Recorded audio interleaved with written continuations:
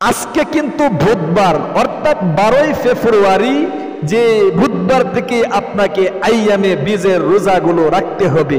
আল্লাহু আকবার। শবে বরাতের রোজা কিন্তু আজকের থেকে আপনাকে রাখতে হবে, কারণ এই শবে বরাত হলো ভাগ্য রজনী। আপনার ভাগ্যকে পরিবর্তন করতে হবে শবে বরাতের রাতে। সুতরাং আপনারা যারা অনেক উন্নতি লাভ করতে চান, কামাই রোজগারে বরকত পাচ্ছেন না, দিন দিন গরিব হয়ে যাচ্ছেন, ফকির হয়ে যাচ্ছেন, আপনাদের অভাব অনটন পরিবার সংসারে লেগেই থাকে, দুঃখ কষ্ট পেরেশানি হতাশা ঋণগ্রস্ততা লেগেই থাকে, আগামী শুক্রবার কিন্তু শবে বরাত আসছে, ভুলেও কিন্তু এই শবে বরাতকে মিস করবেন না। এই শবে বরাতের রাতে আগামী 1 বছরের জন্য আপনার সবকিছু বাজেট করা হবে। আপনি কি খাবেন, কি পরবেন, সারা বছরকে আপনি সুখ শান্তিতে থাকতে পারবেন। আপনার কামাই রোজগারে কি বরকত হবে? দুঃখ কষ্টের মধ্যে আপনাকে পড়ে থাকতে হবে, নাকি সুখ শান্তিময় জীবন যাপন করতে পারবেন? সবকিছু কিন্তু আগামী শুক্রবারে লিপিবদ্ধ করা হবে।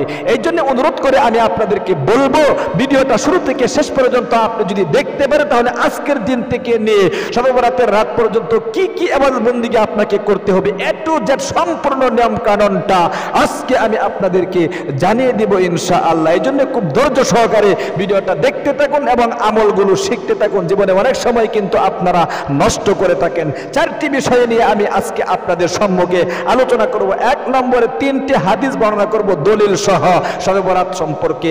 এরপরে 2 নম্বরে রোজা আপনারা কয়টি রাখবেন, রোজার নিয়ত কিভাবে করবেন এবং আপনাদেরকে কোন দিন থেকে রোজা রাখতে হবে। এরপরে 3য় নম্বরে নামাজ কত রাকাত পড়বেন এবং নামাজের নিয়ত কিভাবে করবেন, কোন কোন সূরা দিয়ে আপনারা নামাজটা পড়বেন। 4র্থ নম্বরে আপনারা কি কি তাসবিহগুলো পাঠ করবেন এবং আপনারা কি কি জিকিরগুলো করবেন, দোয়া কিভাবে করবেন, এ টু জেড সম্পূর্ণ নিয়ম কানুনটা আমি বলে দিচ্ছি। 1 নম্বরে আসুন, নবী করিম সাল্লাল্লাহু আলাইহি ওয়াসাল্লামের হাদিস শরীফ থেকে 3টি দলিল শবে বরাত সম্পর্কে আমি আপনাদেরকে জানিয়ে দিতেছি। প্রিয় দিনী ভাই এবং বোন, তিরমিজি শরীফের 739 নম্বর হাদিসের মধ্যে উল্লেখ করা হয়েছে, আম্মা জান হযরত আয়েশা সিদ্দিকা রাদিয়াল্লাহু তাআলা আনহা তিনি বলেন, শবে বরাতের রাত যখন এসে যেত, নবী করিম সাল্লাল্লাহু আলাইহি ওয়াসাল্লাম শবে বরাতের রাতে কবর জিয়ারত করার জন্য চলে যেতেন। একদিন আমি নবী করিম সাল্লাল্লাহু আলাইহি ওয়াসাল্লামের পিছনে শবে বরাতের রাতে ছুটলাম। ভাবছিলাম হয়তো নবীজি অন্য কোনো স্ত্রীর করে হয়তো চলে যাবেন, এই জন্য রাতে উঠে গিয়েছেন। কিন্তু না না না, পেছনের দিক দিয়ে গিয়ে দেখি জান্নাতুল বাকিতে নবী করিম সাল্লাল্লাহু আলাইহি ওয়াসাল্লাম দোয়া করতেছেন। আদম আলাইহিস সালাতু ওয়াস সালাম থেকে নিয়ে আজ পর্যন্ত যত মুমিন মুমিনাত মুসলিম মুসলিমাত কবরে শাহিদ, সকলের কবরকে তুমি জান্নাতের টুকরা বানায়া দাও। তাহলে এই হাদিস থেকে আমরা বুঝতে পারলাম শবে বরাতের রাতে কবর জিয়ারত করতে হবে, শবে বরাতের রাত রয়েছে, আমল করতে হয়। এরপরে 2 নম্বরে আসুন, ইবনে মাজাহ শরীফের মধ্যে 1384 নম্বর হাদিসে উল্লেখ করা হয়েছে, হযরত আলী রাদিয়াল্লাহু তাআলা আনহু থেকে বর্ণিত, নবী করিম সাল্লাল্লাহু আলাইহি ওয়াসাল্লাম তিনি বলেন, শাবান মাসের 14 তারিখ যখন সূর্য অস্তমিত হয়ে যায়, সূর্য অস্তমিত হয়ে গেলে আল্লাহ রাব্বুল আমিন প্রথম আকাশে এসে তার গুনাহগার বান্দা বান্দীদেরকে 3টি ডাক দিয়া থাকেন। নবীজি হাদিস শরীফের মধ্যে বলেছেন, আলা মিন মুস্তাগফিরিন ফাগফির আলাহু, আলা মিন মুস্তারজিকিন ফারজুকাহু, আলা মিন মুবতালান ফাউআফিয়াহু ফিহি। এই 3টা ডাক আল্লাহ রাব্বুল আমিন দিয়া বলতে থাকে। 1 নম্বর ডাক, আল্লাহ বলেন, ও গুনাহগার বান্দা বান্দীরা, আজকে শবে বরাতের রাতে আমি আল্লাহ রাব্বুল আমিন প্রথম আকাশে এসে গিয়েছি, আমি সুবহে সাদেক পর্যন্ত সেখানে থাকবো। অবশ্যই তোমাদের জীবনের যৌবনের যত গুনাহ কবিরা সগীরা জাহেরি বাতিনি প্রকাশ্য অপ্রকাশ্য জিনা ব্যভিচার পরকীয়া সহ যত ধরনের গুনাহ করেছো, আজকে আমি আল্লাহ রাব্বুল আমিনের নিকট চাও, আমি আল্লাহ রাব্বুল আমিন তোমার জীবনের যৌবনের সমস্ত গুনাহগুলো মুহূর্তের মধ্যে ধুয়ে মুছে সাফ করে তোমাকে আমি নিষ্পাপ বেগুনা বাচ্চার মতো বানিয়ে দিব। আল্লাহু আকবার। এটা হলো 1 নম্বর ডাক। 2 নম্বর ডাক হলো, নবীজি বলেন, আমি মুস্তারজিকিন ফারজুকাহু, আল্লাহ রাব্বুল আমিন বলতে থাকে, ও আমার বান্দা বান্দীরা, কে আছো রিজিকের অভাবের মধ্যে পড়ে আছো, দুঃখ কষ্টে আছো, হতাশার মধ্যে আছো, ঋণগ্রস্ততার মধ্যে আছো, অনেক দুশ্চিন্তার মধ্যে আছো, কামাই রোজগারে বরকত পাচ্ছ না, দিন দিন অবনতির দিকে যাচ্ছ, উন্নতি হচ্ছে না। আজকে আমি আল্লাহ রাব্বুল আলামিন প্রথম আকাশে এসে গিয়েছি, আমি আল্লাহ রাব্বুল আলামিনের নিকট চাও চাও চাও, আমি আল্লাহ রাব্বুল আলামিন তোমাকে গায়বী রিজিকের ব্যবস্থা করে দিব। আগামী 1 বছরের জন্য তোমাকে আর কষ্ট করতে হবে না, অভাব অনটন দুঃখ কষ্ট পেরেশানি আজকের রাত্রে আমি তোমার দ্রবিত করে দিব। আল্লাহু আকবার। প্রিয় দিনী ভাই এবং বোন, 3 নম্বর ডাক দিয়ে আল্লাহ বলেন আলা মিন মুবতালান ফাওয়াফিয়াহু ফি। আল্লাহর রাসূল বলেন, আল্লাহ রাব্বুল আমিন বলতে থাকেন, ও দুনিয়ার বান্দা বান্দিরা, অনেক রোগ সুখের মধ্যে পড়ে আছো, অসুস্থতার মধ্যে পড়ে আছো, দীর্ঘদিন ধরে চিকিৎসা করতেছো, এমনি সিনা সহ বড় বড় হসপিটালের ডাক্তাররা পর্যন্ত তোমাকে চিকিৎসা করতে সারেন্ডার করেছে, ফেল হয়ে গিয়েছে, তোমার রোগ কোনো অবস্থাতেই সারছে না। আজকে আমি আল্লাহ রাব্বুল আমিন প্রথম আকাশে এসে তোমাকে রাখতেছি। দুনিয়ার যত ডাক্তার রয়েছে সমস্ত ডাক্তারকে যদি একসাথে করো, আমার মতো ডাক্তার আর কাউকে পাবা না। সুতরাং আমি হলাম 1 নম্বর ডাক্তার। আমার নিকট 6 মুহূর্তের মধ্যে শাফায়ে কামেলা আজালা দায়েমা নসিব করিয়ে দিব।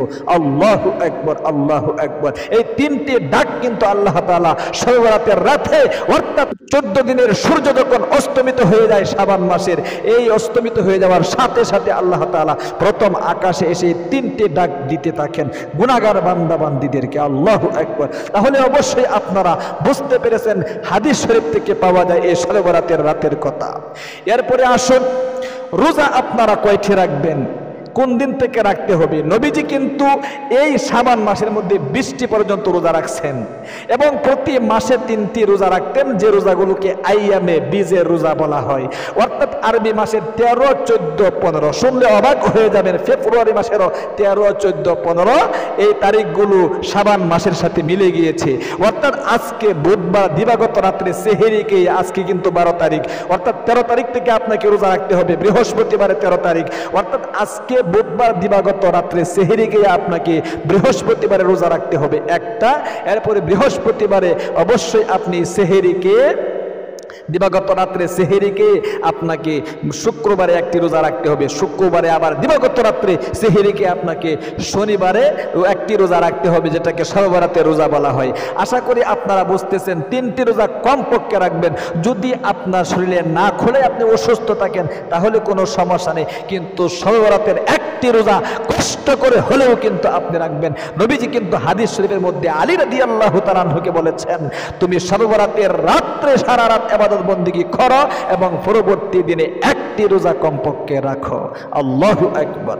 প্রিয় দিনী ভাই এবং বোন, তাহলে আশা করি আপনারা কয়টি রোজা রাখবেন বুঝতে পেরেছেন। আজকে যে রোজাটা রাখবেন সেই রোজার নিয়তটা কিভাবে করবেন? বুধবার দিবাগত রাত্রে আপনি যে সেহরিকে রোজা রাখবেন, নিয়তটা এরকম করবেন, আমি আগামীকাল আইয়ামে বীজের একটি রোজা রাখার নিয়ত করলাম, বাস শেষ। আবার বৃহস্পতিবার দিবাগত রাত্রে সেহরিকে নিয়ত করবেন, আমি আগামীকাল আইয়ামে বীজের একটি রোজা রাখার নিয়ত করলাম, বাস আপনার নিয়ত হয়ে গেল। এরপরে শবে বরাতের রাত, যেটাকে বলা হয় শুক্রবার দিন দিবাগত রাত্রে সারা রাত ইবাদত বন্দেগী করে এরপরে আপনাকে রোজার নিয়ত এরকম করতে হবে, আমি আগামীকাল শবে বরাতের একটি রোজা রাখার নিয়ত করলাম, বাস আপনার নিয়ত কি হয়ে গেল। এবার আসুন আপনারা শবে বরাতের সারা রাত কি কি ইবাদত বন্দেগী করবেন এবং আপনারা কত রাকাত নামাজ পড়বেন, কোন সূরা দিয়ে পড়বেন, নামাজের নিয়ত কিভাবে করবেন, A to Z সম্পূর্ণ নিয়ম কানুনগুলো কিন্তু আমি পানির মতো সহজ করে বলে দিচ্ছি। একদম মনোযোগ সহকারে দেখতে থাকুন ভিডিওটা। প্রিয় দিনী মহিলা, মা ও বোনেরা, ভাই বেরাদররা, আপনাকে সর্বপ্রথম এশারের নামাজ আদায় করতে হবে। আপনি এশারের নামাজ পড়লেন না, যে নামাজটা আপনার উপর ফরজ, সারা রাত নফল নামাজ পড়লে আপনার ভাগ্য কিন্তু পরিবর্তন হবে না।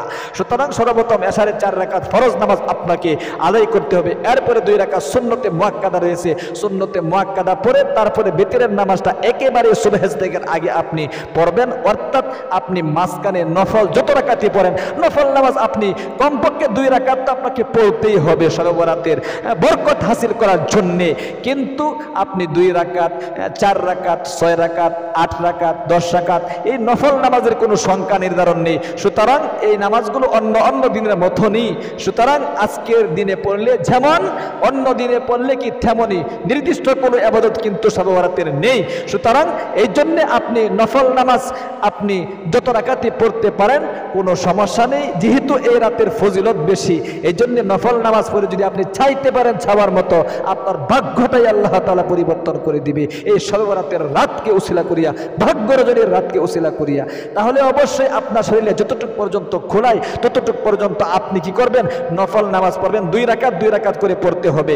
নফল নামাজের নিয়তটা কিভাবে করবেন, এরকম ভাবে করবেন, আমি শবে বরাতের 2 রাকাত নফল নামাজ কিবলামুখী হয়ে আদায় করার নিয়ত করছি, আল্লাহু আকবার। বাস নিয়ত করে আপনাকে কোন কোন সূরা দিয়ে পড়তে হবে, সর্বপ্রথম সূরা ফাতিহা পড়বেন। আর 2টি সূরা যদি আপনার মুখস্থ থাকে, উদাহরণস্বরূপ মনে করেন কুল আউযু বিরাব্বিল ফালাক, কুল আউযু বিরাব্বিন নাস, অর্থাৎ সূরা ফালাক নাস, এই সূরাগুলো দিয়ে কি আপনি পড়তে পারবেন সারা রাত নামাজ। 4টা সূরা যদি আপনার মুখস্থ থেকে উল্টিয়ে পাল্টিয়ে পড়তে পারবেন, সূরা লাহাব, তাব্বাতের সূরা, সূরা ইখলাস, কুল হুয়াল্লাহর সূরা, এই সূরা, এই 4টা সূরা দিয়ে আপনি কি উল্টিয়ে পাল্টিয়ে পড়তে পারবেন। কমপক্ষে ছোট ছোট 2টি সূরা, আপনার যে 2টি সূরায় মুখস্থ রয়েছে সেই 2টি সূরা দিয়ে কি আপনি শবে বরাতের নফল নামাজটা পড়তে পারবেন। তাহলে আশা করি আপনারা বুঝতে পেরেছেন নফল নামাজ কত রাকাত পড়বেন এবং নফল নামাজের নিয়ত কিভাবে করবেন, কোন কোন সূরা দিয়ে পড়বেন। সূরা ফাতিহা পড়বেন প্রথম, এরপরে আপনার যে সূরাটা মুখস্থ আছে সে একটি সূরা মিলাবেন, এরপরে রুকু সিজদা করবেন, আবার দাঁড়িয়ে সূরা ফাতিহা পড়বেন, আবার আরেকটি সূরা মিলাবেন, আবার রুকু সিজদা করবেন, এরপরে বসে তাশাহুদ দুরূদ শরীফ দোয়া সূরা পড়ে সালাম ফেরাবেন। এই তো আপনার নফল নামাজটা পড়া হয়ে গেল। এবার আসুন 4র্থ নম্বরে কোন কোন ওয়াজিফাগুলো, জিকিরগুলো আপনাকে করতে হবে এবং মোনাজাত কিভাবে করতে হবে আমি আপনাদেরকে একদম পানির মতো সহজ করে বলে দিচ্ছি। যখন আপনি 2 রাকাত করে নামাজ পড়বেন, 2 রাকাত করে নামাজ পড়ার পরে অবশ্যই আপনি চক্ষুগুলো বন্ধ করে আল্লাহ তাআলার দিকে মুতাওয়াজ্জহ হতে হবে এবং মনে মনে আজকে যেহেতু ভাগ্য রজনীর রাত, আপনার যে আশঙ্কা আছে মনের মধ্যে জাগিয়ে আপনি সেটা বলবেন। অনেক অভাব অনটনের মধ্যে পড়ে আছেন, দুঃখ কষ্টের মধ্যে পড়ে আছেন, হতাশার মধ্যে পড়ে আছেন, ঋণগ্রস্ততার মধ্যে পড়ে আছেন, হয়রানিতে পড়ে আছেন, যত দুশ্চিন্তার রয়েছে সমস্ত দুশ্চিন্তা আপনার মধ্যে বিরাজ করছে। মনের দীর্ঘদিন আটকে থাকা যে সমস্ত আশা রয়েছে এই সমস্ত আশাও কিন্তু এই শবে বরাতের রাতে আপনি পূরণ করতে পারবেন যদি আপনি এই আমলগুলো ইখলাসের সাথে করতে পারেন।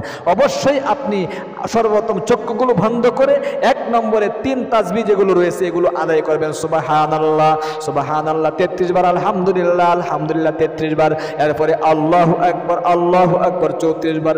এরপরে আপনি কিছু জিকির করবেন। জিকিরগুলো কি? লা ইলাহা ইল্লাল্লাহ, লা ইলাহা ইল্লাল্লাহ 100 বার এই জিকির করবেন। এরপরে 2 নম্বরে ইল্লাল্লাহ ইল্লাল্লাহ ইল্লাল্লাহ ইল্লাল্লাহ 100 বার।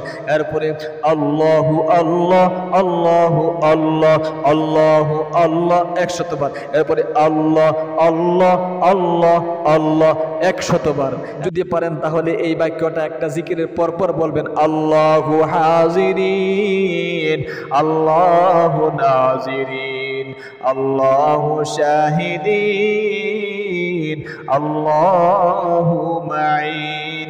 না পারলে কোনো সমস্যা নেই, জিকিরগুলো করবেন। এরপরে আপনি পুরা কালিমাটা একবার পড়বেন, লা ইলাহা ইল্লাল্লাহু মুহাম্মাদুর রাসূলুল্লাহ সাল্লাল্লাহু আলাইহি সাল্লাম। এরপরে আপনি কোরআন শরীফ তেলাওয়াত করবেন, দুরূদ শরীফ পাঠ করবেন। নামাজের দুরূদ রয়েছে এবং অন্য যে সমস্ত দুরূদগুলো রয়েছে সাল্লাল্লাহু আলাইহি সাল্লাম, জাযাল্লাহু আন্না মুহাম্মাদাম মা হুয়া আহলুহু, আপনি যত বেশি পারেন তত বেশি কি পাঠ করবেন। আল্লাহু আকবার। এরপরে সংক্ষিপ্ত মুনাজাত করবেন এরকম ভাবে, খুব মনোযোগ দিয়া কি কি বলতে হবে মুনাজাতের মধ্যে শিখতে থাকুন। আলহামদুলিল্লাহি রাব্বিল আলামিন ওয়াসসালাতু ওয়াসসালামু আলা আশরাফিল আমবিয়া ওয়াল মুরসালিন ওয়া আলা আলিহি ওয়া আসহাবিহি আজমাইন। আল্লাহ তুমি দেখো নজর করে আজকে ভাগ্য রজনীর রাতে জীবনের যৌবনের সমস্ত গুনাহ মাথায় নিয়ে তোমার দরবারে হাজির হয়ে গিয়েছি। আমার জীবনের গুনাহগুলো ধুয়ে মুছে সাফ করে ভাগ্যটাই পরিবর্তন করে দাও। অনেক অভাব অনটনের মধ্যে পড়ে আছি, দুঃখ কষ্টে আছি, আগামী 1 বছর যাতে করে দুঃখ কষ্ট পেরেশানি হতাশা ঋণগ্রস্ততা দুশ্চিন্তা টেনশনের মধ্যে পড়ে না থাকতে হয়, সেই তৌফিক দান করিয়া দাও। স্বামী স্ত্রী মিল নেই, মুহাব্বত নেই, ভালোবাসা নেই, ভালোবাসা তৈরি করে দাও। সন্তান সন্ততি কথা শুনে না, সন্তানদেরকে বাধ্য করে দাও আল্লাহ। অনেকের সন্তান হয় না, যাদের সন্তান হয় না অবশ্যই বলতে হবে আল্লাহ তার কাছে, ছেলে সন্তান দরকার সন্তানের কথা বলবেন, কন্যা সন্তান দরকার সন্তানের কথা আল্লাহ তাআলার কাছে বলতে হবে।